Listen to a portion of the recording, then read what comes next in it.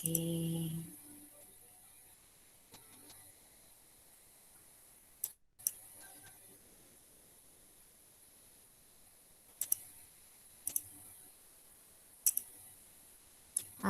Di layar kalian udah kelihatan belum PPT-nya? Sudah, Bu. Sudah ya. Kita nanti waktunya sampai jam 9, benar nggak?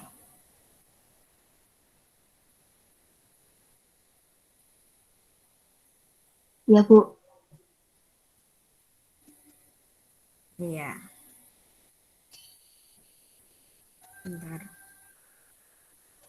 Oke teman-teman, kita melanjutkan pembelajaran kita yang kemarin ya. Kemarin itu kita sudah membahas tentang kota itu ya kan terbagi menjadi perkembangan kota itu ada apa aja kayak gitu. Terus juga polanya kota itu seperti apa aja.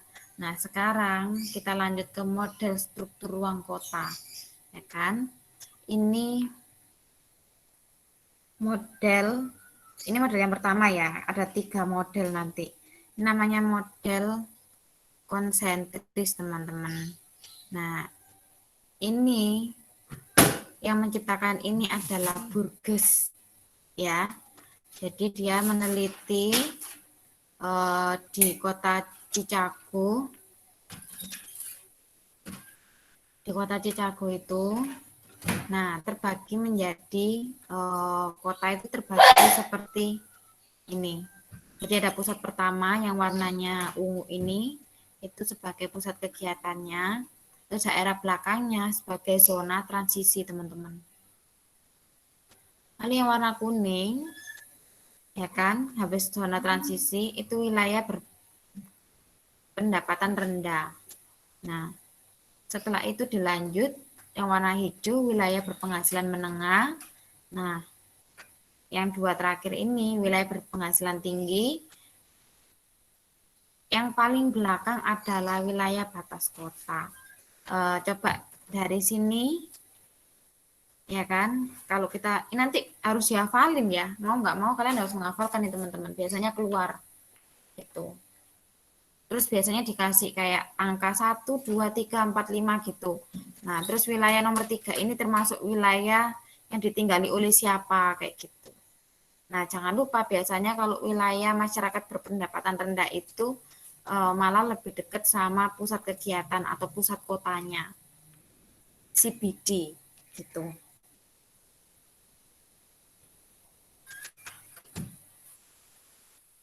Ada yang mau ditanyakan dulu sampai sini teori konsentrik?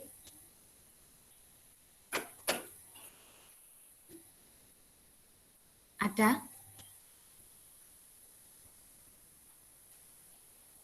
Belum, Bu. Kenapa Bu kalau makin dekat sama pusat malah penghasilannya rendah? Kan malah dekat pusat nggak Bu? Ya, ini yang dekat pusatnya itu, oke, bagus, sebenarnya bagus ya. Biasanya masyarakat yang berpendapatan rendah itu,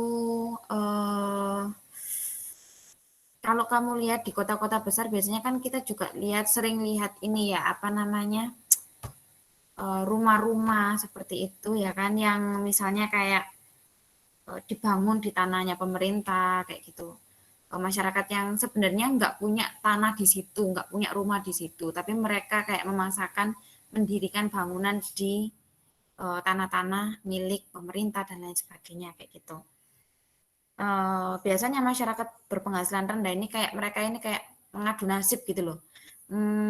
Kayaknya kalau di kota besar penghasilanku jauh lebih baik kayak gitu. Nah, ketika mereka pergi ke kota besar, ternyata mereka tidak mendapatkan pekerjaan seperti apa yang mereka inginkan seperti itu. Nah, sehingga mau balik pulang itu mungkin udah nggak punya uang, ya kan? Mau nggak mau ya mereka harus bekerja di situ gitu, menjadi apa aja, misalnya pemulung kayak gitu, terus dan lain-lain ya, ibu katakan dan lain-lain seperti itu, ada banyak lagi. Nah, untuk apa? Untuk mencukupi kebutuhan hidupnya ketika dia tinggal di tempat tersebut. Karena mau pulang pun juga mereka mungkin udah nggak punya uang gitu loh. Itu. Lalu setelah masyarakat berpenghasilan rendah ini baru yang menengah.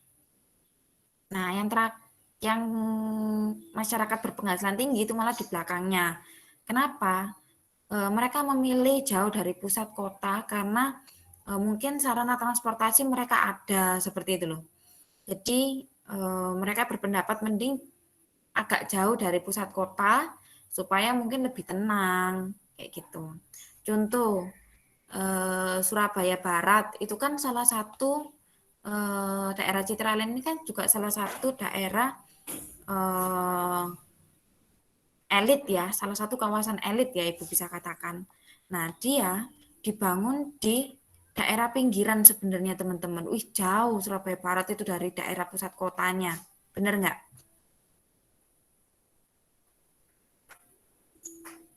Nah, karena mereka mungkin punya transportasi ya kan yang memadai ya kan.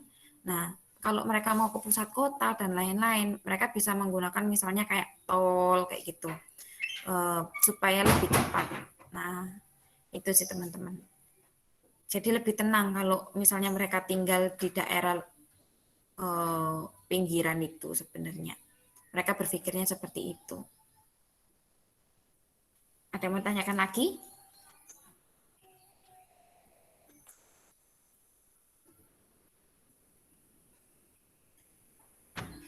Dan mungkin kalau misalnya mereka mau beli rumah, ya kan di daerah pusat kota itu kan harganya jauh lebih mahal ya. Dan kebanyakan sudah misalnya gedung-gedung perkantoran seperti itu. Jadi agak sulit mungkin juga mendapatkan rumah di sana. Makanya kalau kamu lihat ya, kalau kalian amati di daerah Surabaya nih, yang paling banyak apartemen ya kan, apartemen perumahan yang ya dalam tanda kutip elit lah ya, itu mereka kayak berkumpul gitu di Surabaya Barat. Nah, ya kan, yang banyak gedung-gedung tingginya, ya kan, apartemen itu Surabaya Barat teman-teman, yaitu wilayah tempat tinggal masyarakat berpenghasilan tinggi.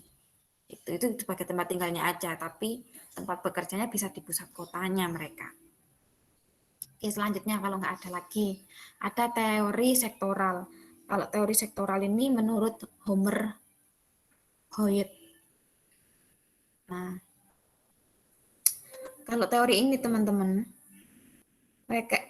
si Homer ini mengatakan kalau pengelompokan ini ya kan berdasarkan penggunaan lahan kota yang menjulur, jadi seperti potongan kue kayak gitu.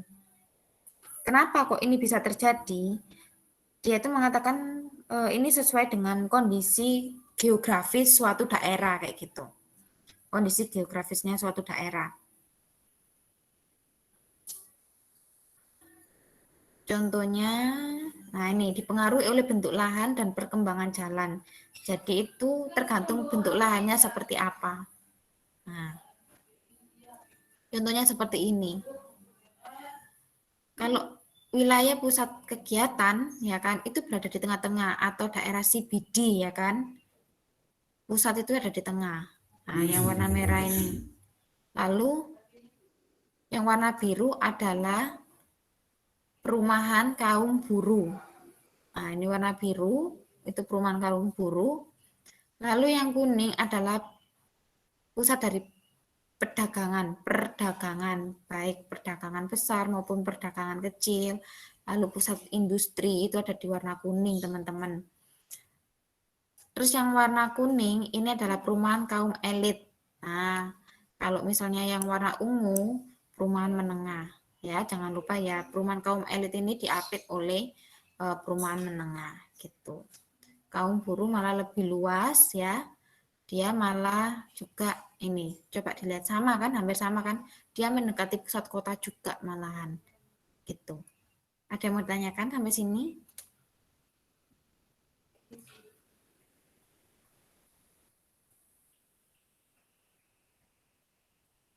mereka kenapa sih juga membuat pemukiman itu lebih dekat sama pusat kota, karena mungkin dari segi transportasi ya mereka terbatas teman-teman ya kan. Jadi lebih dekat tempat kerja itu lebih baik. Ini teori dulu ya, ini zaman dulu, ini teori zaman dulu dua itu.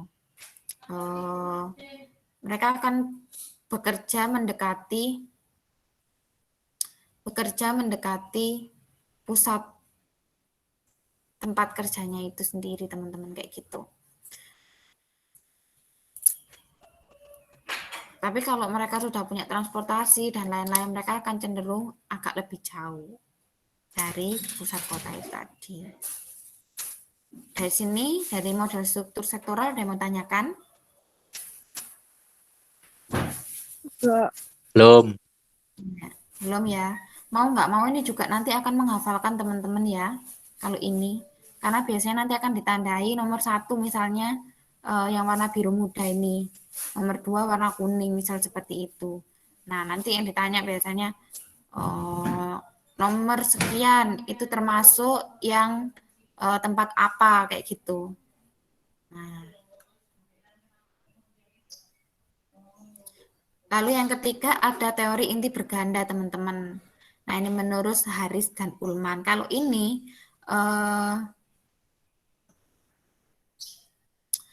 berkembang berdasarkan inti-inti kota yang lain. Jadi kayak satu pusat kota itu bisa membuat daerah belakangnya ini juga berkembang, teman-teman. Menurut apa sumber dayanya. Sumber daya apa yang dikembangkan. Misal nih, mereka ngembangin perdagangan. Nah, daerah tersebut bisa menjadi kota yang mungkin jadi pusat juga akhirnya, tapi pusat perdagangan. Terus daerah belakangnya mungkin akan juga jadi pusat industri kayak gitu. Nah, tempatnya menjadi inti kota. Jadi inti kotanya nggak cuma satu, tapi banyak, teman-teman, kalau ini. Nah, ini bisa menjadi wilayah industri, pelabuhan, jaringan jalan, perguruan tinggi, stasiun, kayak gitu. Contoh. Nah, ini mereka menjadi tempat-tempat sendiri. Mereka jadi pusat-pusat sendiri, kayak gitu. Misalnya contoh, hijau ini jadi pusat daerah kegiatan, ya kan? Lalu yang daerah warna ungu ini jadi pusat dari perumahan kaum buruh atau kelas rendahnya di sini. Nah, baru yang merah ini pusat industri berskala besar. Nah, mereka kan berkelompok, teman-teman, industrinya sudah. Jadi mereka nggak tersebar, ya kan? Nggak tersebar, tapi mereka langsung berkelompok gitu, mengelompok, membuat kegiatan industri di satu tempat. Contohnya, misalnya daerah mana kalau Surabaya ini yang di timur ya kalau nggak salah itu. Apa sih? Tahu nggak? Yang ada Mas Pion itu loh. Siar, Bu. Siar ya. Nah, itu termasuk yang ini, teman-teman. Kayak gitu. Jadi mereka mengelompokkan kayak industrinya itu di satu kawasan gitu. Di tempat-tempat yang lain ya kan itu dijadikan pusat-pusat yang lain gitu. Misalnya perumahan kaum elit itu ada sendiri gitu, memusat di satu kawasan. Terus perumahan kaum menengah juga di satu kawasan. Kaum rendah di satu kawasan juga. Industri itu pun juga dibagi, ada industri berat, industri ringan, ya kan? Gitu. Ini. Biasanya yang paling sulit adalah ini, teman-teman. Sulit dihafalin sama kalian gitu. Tapi yang lain-lain so far so good lah ya. Tuh. Nah, pada intinya itu jangan lupa sih menurut Ibu. Intinya itu ya, kalau habis pusat daerah pusat atau CBD ini pasti dia berdekatan dengan perumahan kaum buruh atau tadi yang di awal ya kan. Ini masyarakat berpendapatan rendah, itu pasti, teman-teman. Kalau masyarakat berpendapatan tinggi bagaimana? Pasti ada di belakang, teman-teman. Nah, ini wilayah tempat masyarakat berpenghasilan tinggi pasti di belakang, teman-teman. Ini juga dia kan ke belakang, teman-teman. Nah, ini kalau kalian lihat perumahan kaum elit, ya kan? Nah, ini udah ke belakang teman-teman, sampai belakang itu.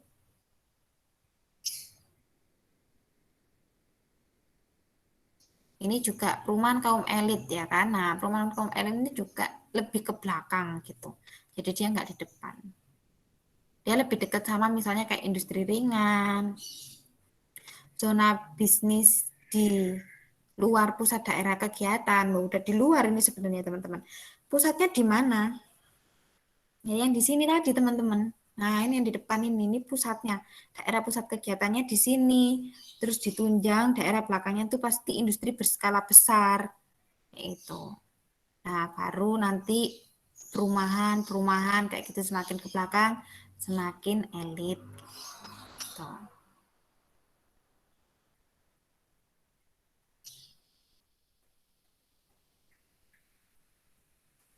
Sehingga teman-teman itu menimbulkan permasalahan kota. Yang pertama apa masalah kota? Tingkat urbanisasinya itu tinggi teman-teman. Menyebabkan namanya slum area. Slum area itu tadi wilayah-wilayah atau daerah-daerah kumuh teman-teman. Itu slum area ya.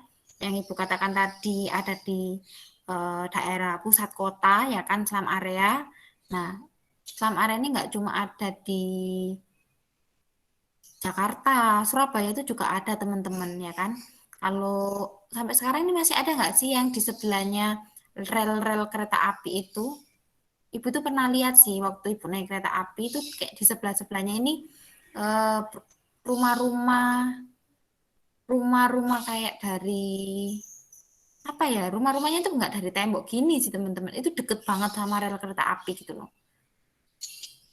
Itu. Nah, itu slum area, teman-teman. Itu termasuk slum area juga. Masih ada ya sampai sekarang?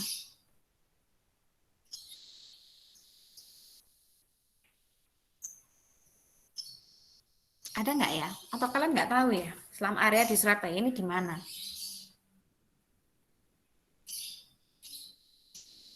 Tapi waktu eranya Bu Risma itu sudah lebih tertata sih, menurut Ibu. Kalau zaman dulu ya kan, itu kelihatan banget teman-teman slum areanya itu di mana. Bahkan kayak di pusat kotanya ya kan, kita sering banget lihat di pinggir-pinggir jalan ada gepeng ya kan, pengamen kayak gitu. Tapi semakin ke sini coba dilihat di pusat kota itu kan sudah jarang ya. Mereka sudah dibuatkan rumah yang layak oleh pemerintah, terus disediakan sarana pekerjaan juga yang layak untuk membangun kehidupannya, merubah kehidupannya oleh pemerintah. Itu sudah di Surabaya, teman-teman.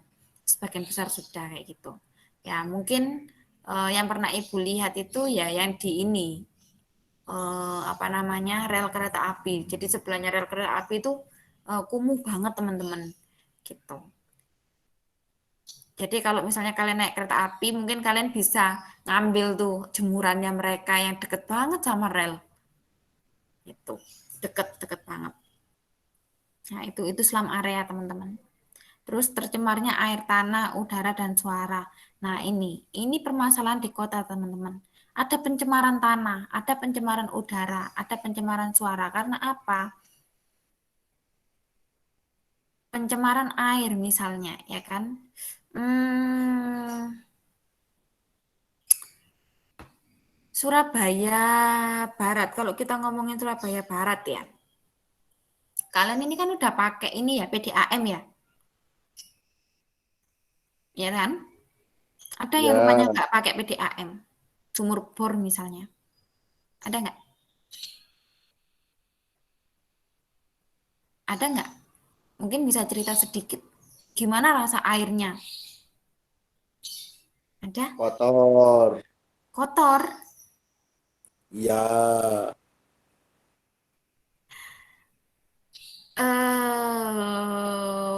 Kotor bisa jadi sih. Tapi yang ibu rasakan teman-teman. Jadi ibu pernah satu kali mungkin bisa dibilang main ya kayak gitu. Main ke daerah Surabaya Barat itu. Eh, Rasa airnya itu berbeda teman-teman. Rasa airnya asin itu Bu. berbeda. Iya, ada asinnya benar. Jadi waktu ibu waktu itu kan mandi kan, terus gosok gigi. Nah, kita bisa merasakan airnya itu ketika gosok gigi teman-teman. Kok eh as apa ya, agak asin ya. Aku pernah nemuin rasa air kayak gini tuh di mana ya?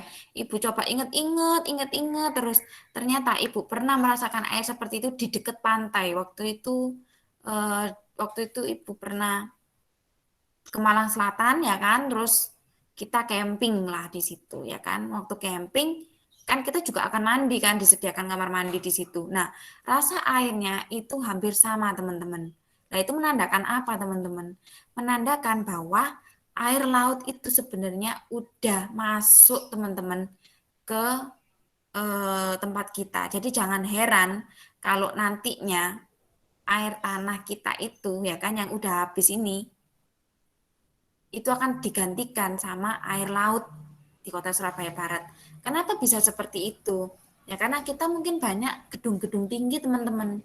Nah, gedung-gedung tinggi itu membuat tanahnya ini turun. Kalau tanahnya ini turun, airnya ini bisa hilang. Lah, ketika air hilang itu digantikan yang masuk ini air laut.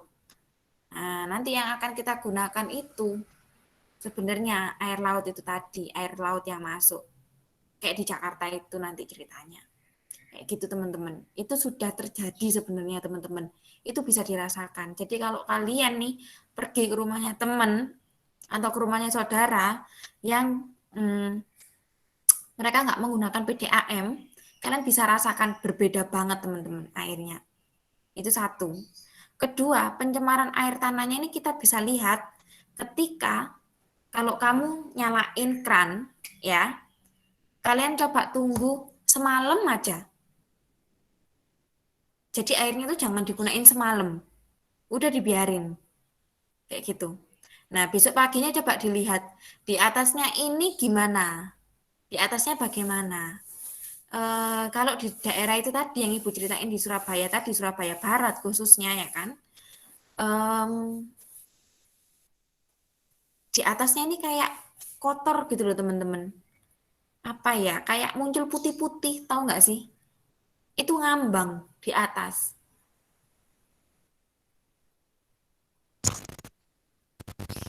Kayak apa ya, kayak kerak kayak gitu loh, kayak kerak tapi itu putih-putih dan itu di atas air gitu.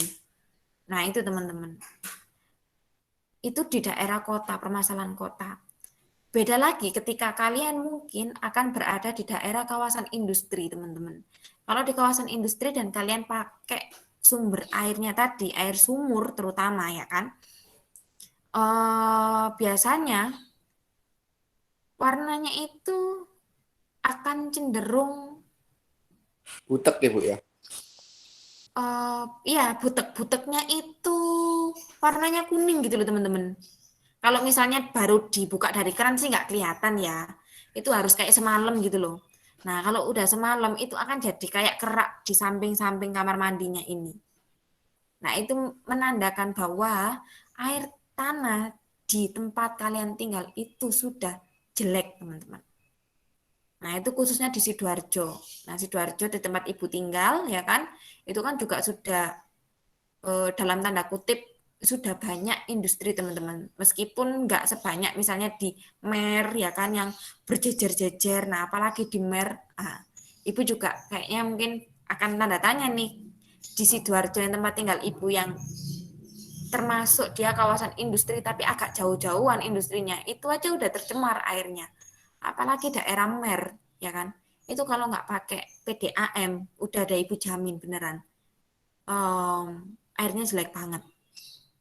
Itu akan itu mungkin nggak sekarang teman-teman merusak tubuh kamu tuh nggak sekarang kayak gitu. Kesehatanmu tuh nggak akan terganggunya itu sekarang, tapi besok-besok kayak gitu. Itu kan bertahap gitu. Jadi jangan heran misalnya kamu atau sekarang ini ya kan banyak banget penyakit-penyakit yang aneh-aneh. Contohnya kanker ya kan. Lalu misalnya sakit paru-paru yang berhubungan dengan paru-paru. Mungkin kamu nggak punya riwayat keluarga yang punya penyakit seperti itu. Kenapa kok bisa punya penyakit-penyakit yang aneh-aneh? ya mungkin obatnya nggak ada atau obatnya jarang ya kan. Nah itu karena pencemaran teman-teman sebenarnya. Pencemaran tuh kayak gini loh. Tanpa itu sebenarnya udah mencemari. Sedikit ya kan, sedikit terus menerus kan lama-lama menjadi bukit ya kan, ada yang bilang seperti itu kan, sedikit sedikit lama-lama menjadi bukit. Sama pencemaran tuh juga gitu teman-teman, kalian mungkin nggak ngerasain, kalian buang sedikit limbah itu ya kan ke tanah atau ke air, nah sebenarnya itu udah pencemaran teman-teman. Apalagi yang namanya industri, ketika mereka membuang limbahnya, mereka nggak melakukan mereka nggak dinetralisir dulu airnya ini langsung dibuang. Nah, ini sudah menyebabkan pencemaran berat, teman-teman. Itu bisa, yaitu tadi mengganggu kesehatan. Nah, itu. Lalu pencemaran udara, ya kan? Pencemaran udara ini berhubungan sama asap kendaraan bermotor, ya kan? Nah, kita tahu di kota besar itu kan macet, ya. Macet, terus habis gitu belum lagi industri-industrinya ya kan, mereka itu nggak cuma polusinya ke tanah ke air tapi juga ada polusi-polusi yang ke udara ya, asap-asap pabrik. Nah itu teman-teman, itu juga sebagai pencemaran teman-teman.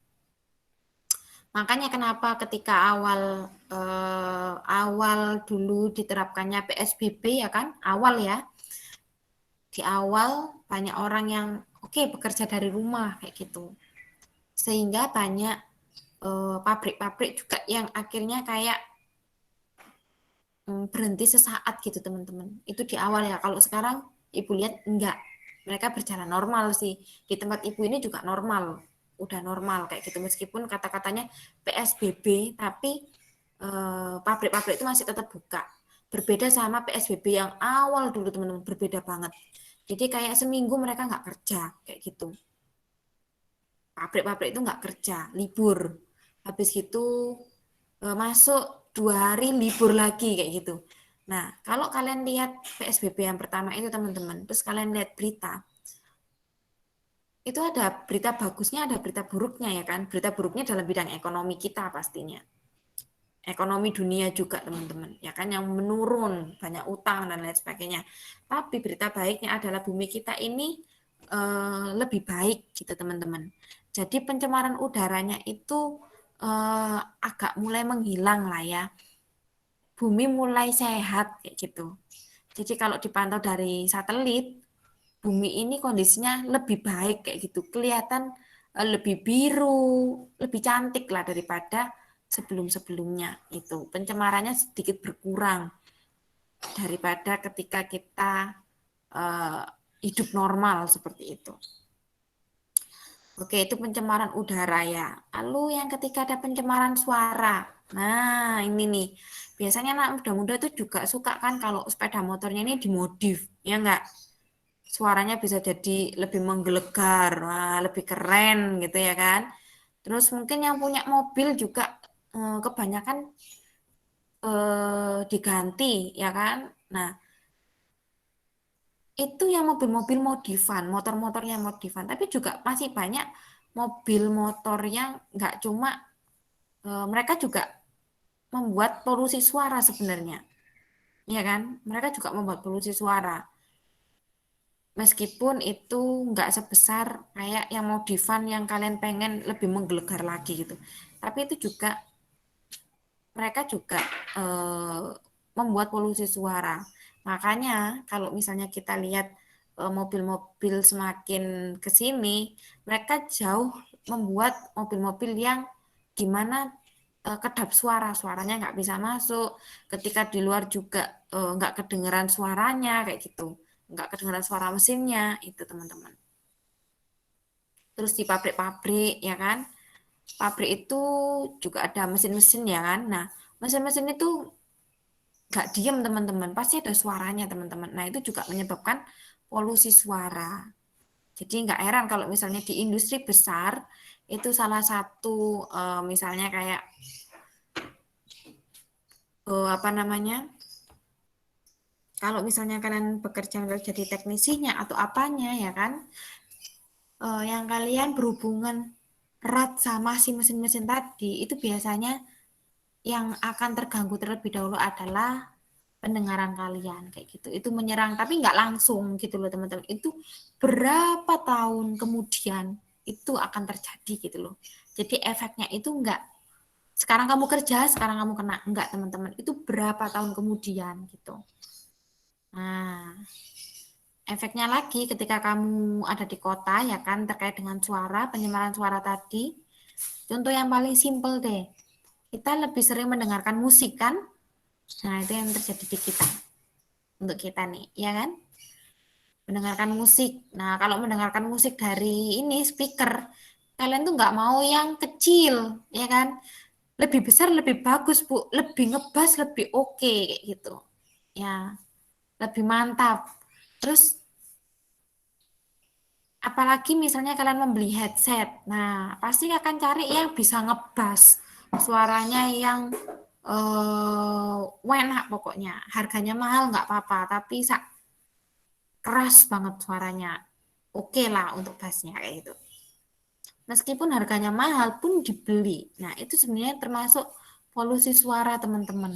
Nah, efeknya itu ya kan, efeknya itu teman-teman, itu sebenarnya semua dari pencemaran adalah, efek dari pencemaran adalah kesehatan, teman-teman. Mau pencemaran air, pencemaran tanah, pencemaran udara, pencemaran suara, semua itu efeknya itu ke kesehatan kita.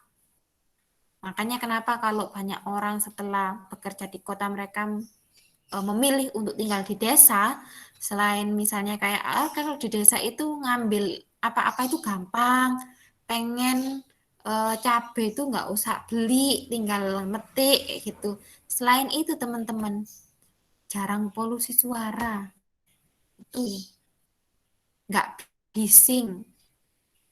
Nah, suasananya ini jadi enak kayak gitu. Jadi kalau kalian pengen sesuatu yang kayak nggak bising atau apa, kalian lebih suka untuk jalan-jalan ke tempat-tempat seperti di desa, ya kan? Ke pantai, ke gunung. Nah, itu. Yang ketiga ini terjadinya kepancetan lalu lintas yang tadi kita bahas. Lalu yang keempat ada konflik.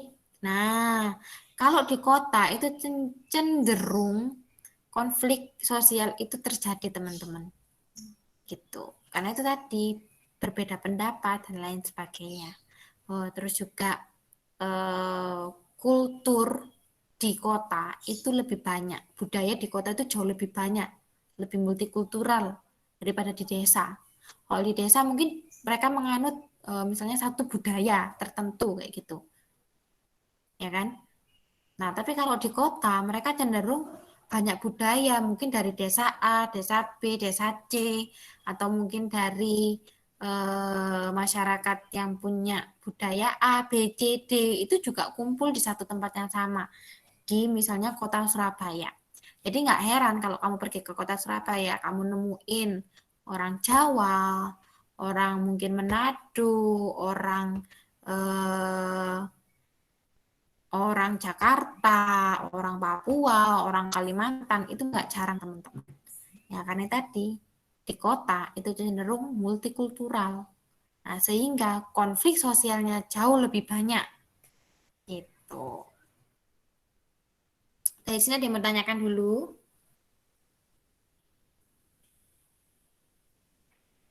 Ada yang mau ditanyakan?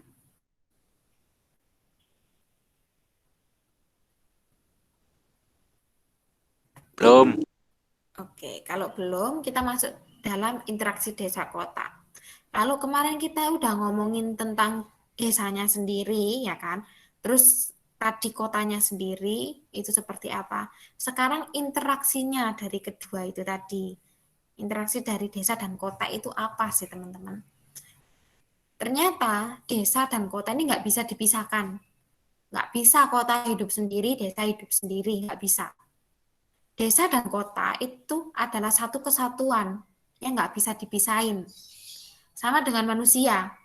Manusia itu nggak bisa hidup sendiri. Kamu diculno di hutan dewean, nggak bisa. Iya nggak sih? Nggak bisa kita.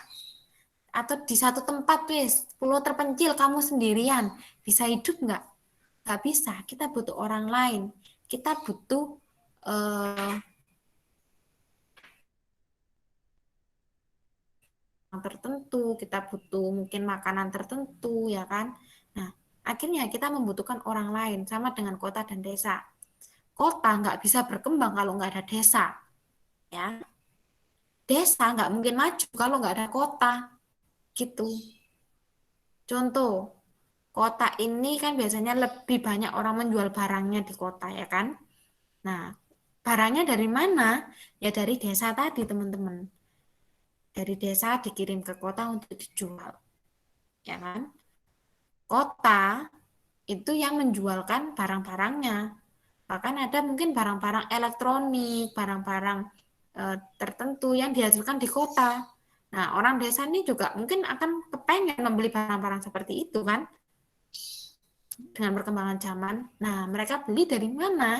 Ya dari kota, karena di desa nggak memproduksi hal-hal seperti itu, kayak gitu. Nah, ini interaksinya teman-teman. Faktor yang mempengaruhi interaksi desa kota. Faktornya apa aja? Yang pertama ada wilayah-wilayah yang saling melengkapi. Nah, saling melengkapi tadi. Jadi wilayah A dan B, ya kan? B butuh A, kayak gitu. Adanya kesempatan intervensi. Nah, adanya kesempatan berintervensi. Intervensi itu nanti itu kayak kota A ini punya barang A, B, C kayak gitu. Nah, kota B ini nggak punya A sama B. Kota A ini bisa mensuplai semua barang A sama B-nya ke kota B. Ini loh dari aku aja udah, nggak usah dari kota lain kayak gitu. Itu bisa. Yang ketiga, adanya kemudahan transfer atau pemindahan dalam ruang, spatial transferability. Kemudahan untuk pengiriman atau pemindahan. Contoh, contoh ya. Ini yang pertama. Regional complementary. Ibu kasih contoh ada wilayah A, wilayah B, sama wilayah C. Coba dilihat, wilayah A ini nggak punya apa? Minus sumber daya Y. Ya, minus sumber daya Y. Jadi wilayah A harus mencari sumber daya Y. Di mana? Di wilayah B. Oh, ada Y. Nah, akhirnya wilayah B ini ngirim Y-nya ke wilayah A. Gitu. Terus wilayah B ini nggak punya apa? Oh, dia nggak punya X sama Z gitu. Jadi X-nya ini diambil dari A, Z-nya diambil dari C, kayak gitu. C-nya ini nggak punya apa? Oh, C-nya ini nggak punya X sama Y, berarti dia ambil dari A sama B, kayak gitu. Jadi intinya dia ini lebih dari satu kota, teman-teman. Lebih dari satu kota, dan mereka mempunyai sumber daya yang berbeda. Surplusnya sumber daya yang berbeda. Nah, sumber daya yang berbeda yang surplus tadi, ya kan, itu bisa mereka jual ke kota yang lain yang lebih membutuhkan. Kayak gitu. Itu intinya. Paham sampai sini? Paham ya? Paham. Oke, paham. Nah, ini juga intervening opportunity. Intervening atau diintervensi, gampangnya gitu, diintervensi. Yang punya dua-duanya itu wilayah C, ya kan? Yang punya dua-duanya itu wilayah C. Dia itu surplus X, surplus Y. Nah, dia yang akan mensuplai X dan Y ini ke wilayah A sama B. Udah nggak usah ambil dari kota lain yang Ibu bilang tadi. Ambil dari aku aja. Itu intervening. Atau biasanya kita sebut dengan intervensi. Nah, kamu diintervensi nih sama orang, ya kan? Berarti kan satu orang kayak gitu ya. Ini sama. Satu wilayah ini mengirimkan sumber dayanya karena dia itu surplus, mengirimkan ke A sama B, bisa ke C, ke D, ke E kayak gitu. Ini intervening dari satu kota mengirim ke banyak wilayah. Sini bukan kota ya, sorry, ini wilayah, bisa desa, bisa kota kayak gitu. Lalu yang ketiga ada transferability. Transferability ini cuma 2 kota, teman-teman. Cuma 2 wilayah, sorry, cuma 2 wilayah. Cuma 2 wilayah. Wilayah itu berarti bisa kota, bisa desa ya. Cuma 2 wilayah. Gitu. Jadi kayak hubungan timbal balik antara 2 wilayah gitu aja. Surplus apa, minus apa, dan di wilayah satunya juga hampir sama gitu. Dia misalnya surplusnya X, ya kan? Nah, tapi yang B ini minus X. Jadi X-nya akan dikirim ke B. Tapi dia surplus Y. Nah, di wilayah A minus Y. Jadi mereka ini akan kayak eh, kerjasama 2 wilayah kayak gitu intinya. Gitu. Ada yang mau tanyakan sampai sini?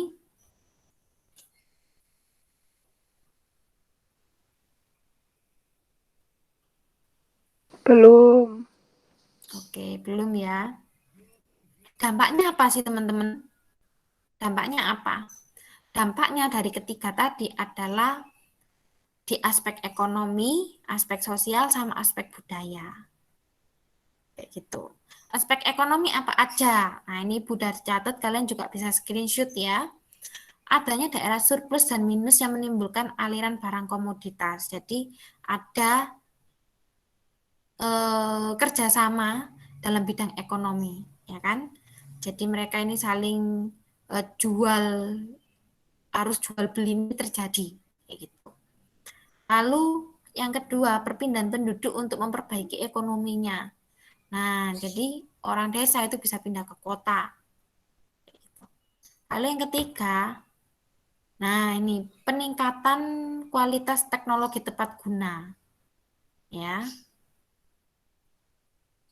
Yang keempat, kebutuhan timbal balik antar desa dan kota menimbulkan pasar. Nah, timbul pasar tadi Ibu bilang, jual beli, ada jual beli. Variasi mata pencarian penduduk. Nah, jadi mata pencarian yang mungkin kalau misalnya kita ngomongin cuma desa doang, paling cuma bertani, berkebun, ya kan? Eh, berladang, beternak, paling cuma gitu aja, ya kan? Tapi ketika ada saling apa tadi kerjasama, ya kan? Ada kerjasama tadi, sehingga ada variasi teman-teman mata pencaharian di desa. Akhirnya nggak cuma bertani, berladang, berkebun, ya kan? Nah, tapi mereka juga mungkin akan ada eh, pensuplai ya, pensuplai barang-barang yang ada di kota. Ada juga yang mungkin aku jadi supir yang nganterin barang dari desa ke kota. Oh, mungkin akan timbul misalnya banknya juga mungkin akan masuk di desa untuk pembayaran ini lebih mudah, ya kan? Pembayaran lebih mudah masyarakat desa sama kota. Jadi bisa terhubung lebih gampang lah, memudahkan mereka. Lalu ada apa lagi? Ada banyak teman-teman. Nah ini variasi mata pencarian tuh dan lain-lain ya tadi. Tuh itu salah satunya. Aspek sosial yang terbangun, terjadi perubahan sosial yang baik teman-teman. Mungkin kalau dulu masyarakat desa itu cenderung tahunya juga cuma di desanya aja. Tapi ketika dia tahu daerah luar ya kan, nah ini mereka bisa menjalin kerjasama, mereka bisa misalnya tahu, oh ternyata perlu ya investasi kayak gitu. Mereka dapat ilmu lah dari luar kayak gitu. Nah ini terjadi perubahan sosial gitu. Mereka bisa meningkatkan dengan perubahan sosial tadi ya kan. Mereka bisa meningkatkan ekonominya juga teman-teman. Nah, lalu yang B meningkatkan fasilitas pendidikan, kesehatan, hiburan. Nah, yang mungkin daerahnya tadi terpencil ya kan. Dengan adanya kerjasama tadi, nah itu bisa meningkatkan fasilitas pendidikan teman-teman di daerahnya. Oh, daerah ini kurang butuh apa sih? Oh, dari kota bisa suplai ini kok. Contohnya ya. Kalau di universitas, teman-teman, itu ada dana atau ada hal-hal yang untuk pengabdian masyarakat. Itu. keahlian-keahlian yang digunakan untuk pengabdian masyarakat. Contoh yang paling gampang ya, kalau di tempat ibu kan dari jurusan misalnya pendidikan, gitu, pendidikan geografi misalnya.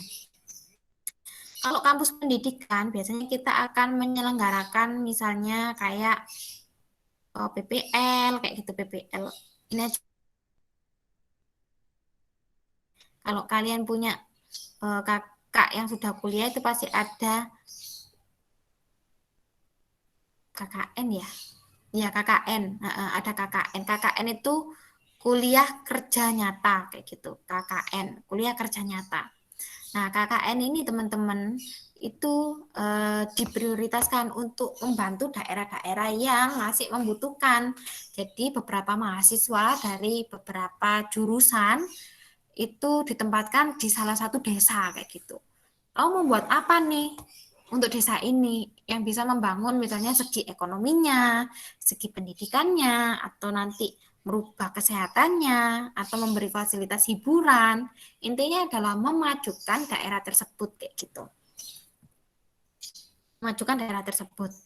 Nah, contoh yang sudah misalnya KKN-nya berhasil ya, Ibu contohkan yang di Malang itu ada kampung warna-warni ya kan, tahu kan kalian kampung warna-warni yang Ibu tunjukkan kemarin gambarnya, itu sebenarnya hasil KKN teman-teman, hasil dari mahasiswa KKN itu. Jadi mereka membuat kampungnya dibuat warna-warni supaya banyak turis atau wisatawan datang ke tempat ini yang tadinya itu kumuh kayak gitu. Itu memberi pendapatan buat masyarakat gitu. Nah, itu salah satu. Itu dari mahasiswa dari kampus Muhammadiyah. Universitas Muhammadiyah, teman-teman. Itu.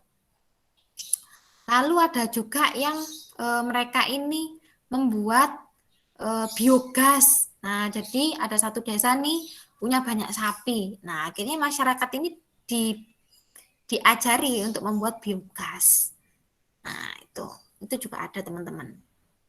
Meningkatnya sarana transportasi dan komunikasi, berkembangnya organisasi sosial. Nah, ini bisa meningkatkan ini ekonomi, organisasi sosial itu. Aspek budaya, berkembangnya peralatan dan perlengkapan hidup, komunikasi semakin terbuka, perubahan sistem nilai dan norma, dan penetrasi budaya kota ke desa. Penetrasi budaya kota dan ke desa ini maksudnya budaya kota ini masuk ke desa kayak gitu. Dan pada akhirnya kayak diterima gitu sama masyarakat desa, teman-teman. Karena pemikiran masyarakat desa mungkin sudah terbuka. Biasanya ada yang mau ditanyakan dulu sebelum kita akhiri. Kurang 5 menit, teman-teman. Enggak. Sudah dicatat ya?